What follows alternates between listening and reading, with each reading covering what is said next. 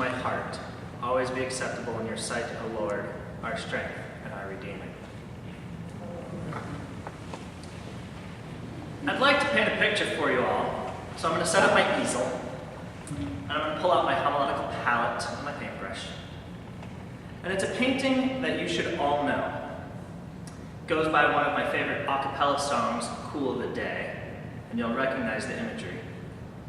Now, as I'm painting, I'd like you to imagine a beautiful garden full of spectacularly vibrant flowers, hues of purple, poppy orange, and Columbia blue. Birds fluttering about, and they're singing harmonious songs. Has green grasses to lie down in, crystal pure water bubbling through a brook. Satin-soft lambs graze the pastures as gracious deer gently prance by. And it's a mild temperature where God comes to walk with you during the cool of the day. Now I'd like to paint you another picture. This one depicts a gloomy place where ash rains down, and the only color that interrupts the numerous shades of gray and black is the glowing red-orange of embers. The songs are silent, yet full of cacophonous screams. There is no water to cool the tongue, no flowers to brighten life, and even to stand close to this easel, one feels the warmth of the furnace. Now you should all actually be familiar with these. They're similar to most of the depictions of heaven and hell from various Sunday school lessons, from Dante, or Hieronymus Bosch. Now we usually associate the kingdom of heaven with heaven itself. This is usually what happens when speaking of kingdoms. The kingdom of England is England. The kingdom of France is France, and so on. But I'd like to challenge the strict interpretation that the kingdom is heaven in that sense, but I'll get to that in a minute. You may have noticed the last 2 weeks we had the gospel readings from 2 different parables on 2 different sowers, metaphorically describing the kingdom. This week we're given yet again parables on the kingdom of heaven, but we're given 5. Yep, 5 different parables, and unlike the last 2 weeks, Jesus did not give us the answer key. We are given these parables of what the kingdom looks like, and I don't think the images they evoke are as simple as that pleasant image I painted earlier, nor do I think fully representative of what Jesus spoke of with the furnace of fire and the gnashing of teeth. I'd like to briefly go through the parables, but we'll get to that in a minute. And it is not an answer key. I may even be wrong, but I think it's a way that helps elucidate our understanding of what the kingdom of heaven is. First, though, let's actually go through what a kingdom is. As I said, the kingdom of heaven isn't the same as heaven. A kingdom, by definition, is more than just the physical territory that it encompasses. It's not only a geographical space, but is defined by everything that takes place within it. The culture, the language, the way of being itself. When a subject, whether they're ambassadors, pilgrims, or some other, leaves the kingdom, leaves that physical place, the geopolitical realm, they continue to carry the kingdom with them. They are still part of their own kingdom, no matter where they go.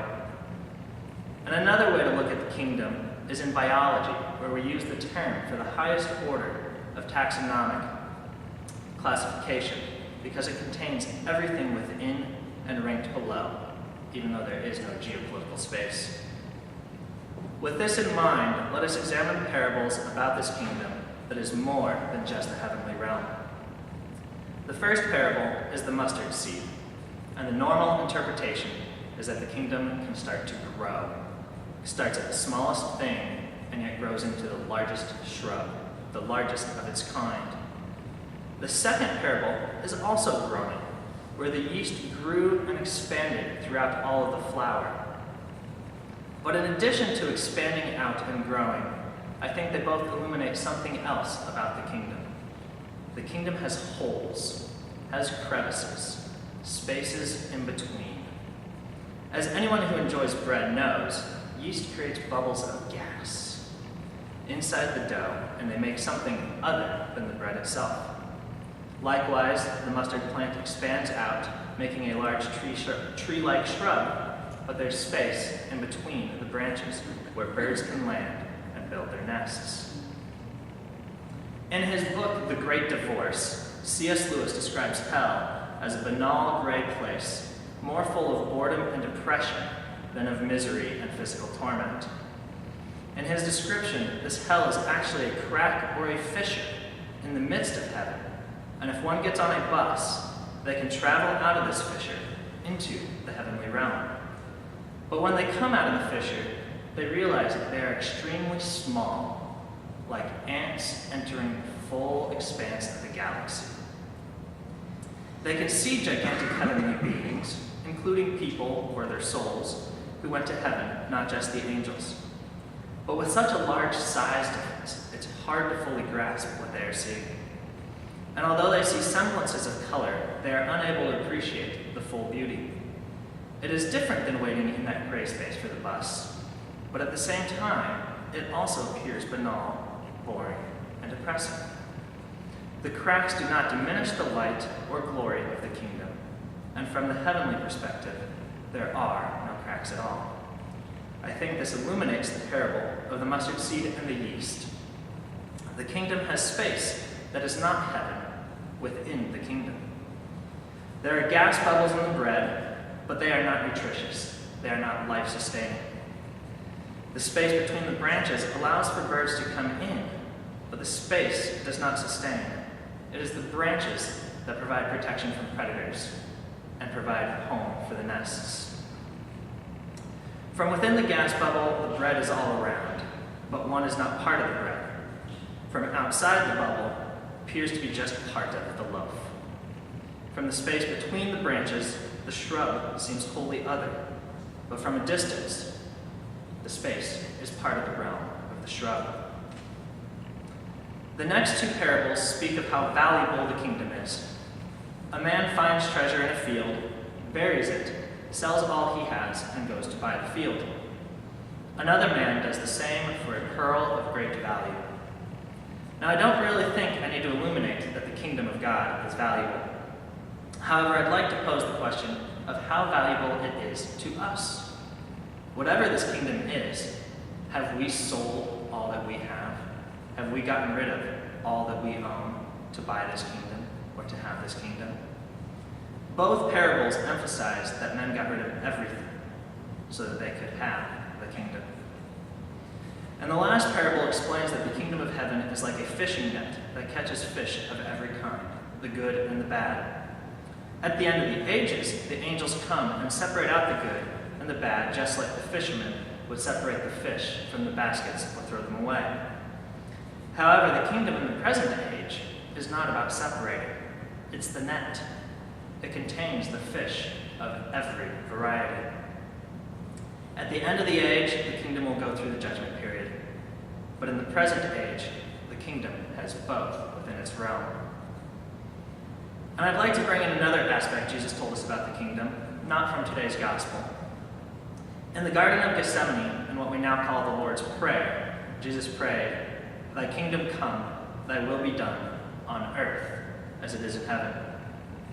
Notice the distinction between the kingdom and heaven itself.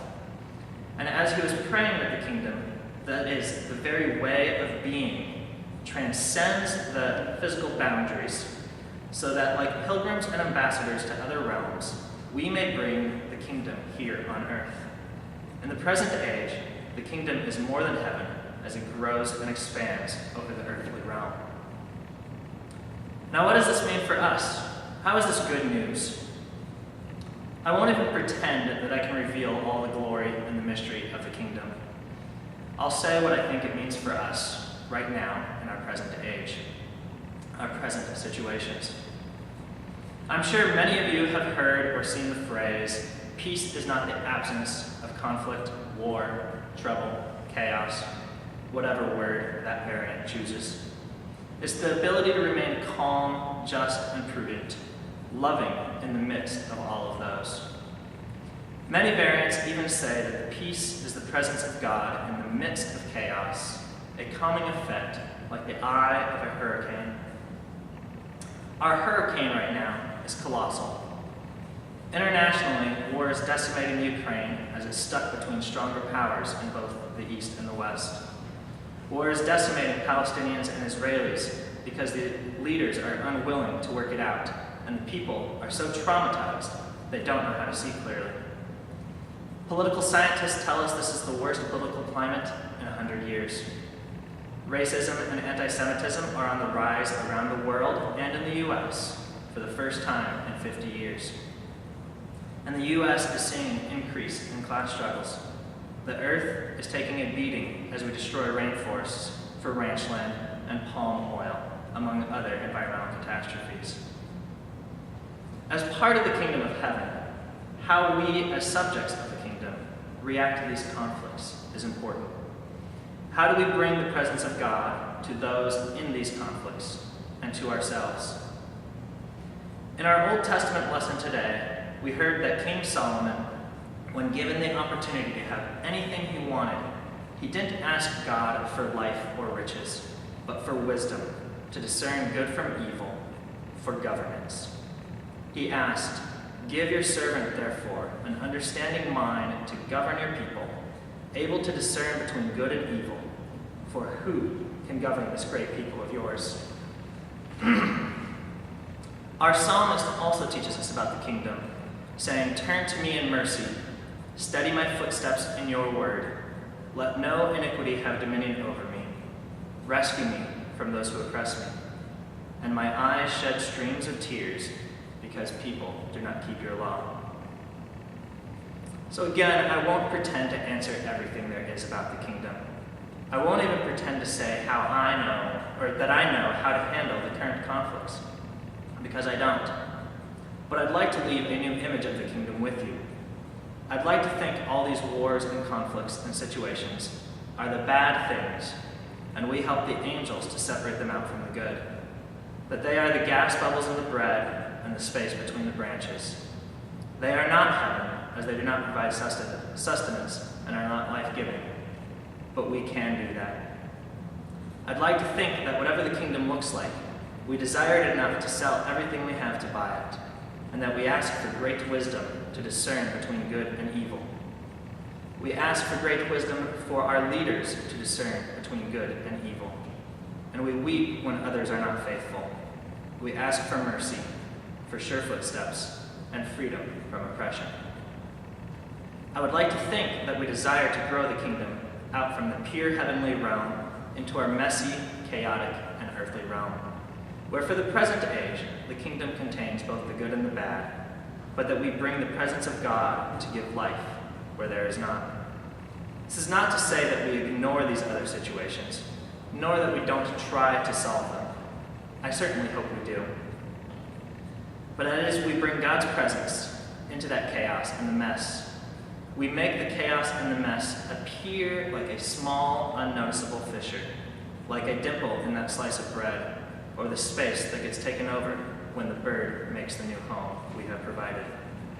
As the author of Romans says, if God is for us, who is against us? And there are no powers nor principalities that can separate us from the love of God. There will be ugly situations that sprout from where old ones die out, but God's presence exceeds all of them, and we give everything we have in order to have God's presence. We make it so lucrative that others give everything they have so that they can have it too. The chaos is there, but when we bring in God's presence, which is so wonderful, the chaos cannot help but appear irrelevant to the glory that is God. Amen.